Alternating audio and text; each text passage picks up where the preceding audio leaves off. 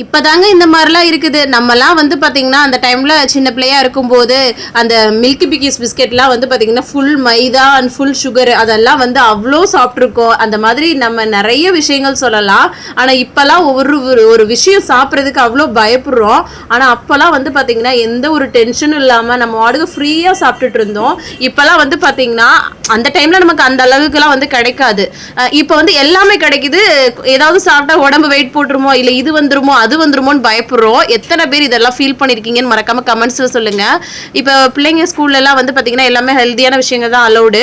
So இப்போ போகிற ஸ்கூலில் அப்புறம் சம்டைம் அவங்களுக்கு பிடிச்ச விஷயம் இந்த ஃப்ரோசன் ஐட்டம் கொடுக்காதீங்கன்னு சொல்லுங்க. சம்டைம் அவங்களுக்கு ஏதோ ஒரு பிடிக்குதுன்னா செஞ்சு கொடுக்குற மாதிரி தானங்க இருக்குது அப்படின்ற மாதிரி தான் இருக்குது.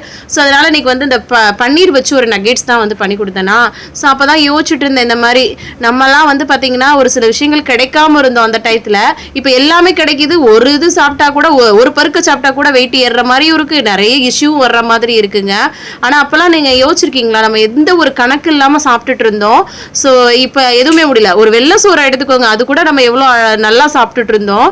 இப்போல்லாம் வந்து பார்த்தீங்கன்னா ரொம்ப யோசிக்கிற மாதிரி இருக்குது. எத்தனை பேர் இதை நினச்சி ஃபீல் பண்ணியிருக்கீங்கன்னு மறக்காமல் கமெண்ட்ஸில் சொல்லுங்க.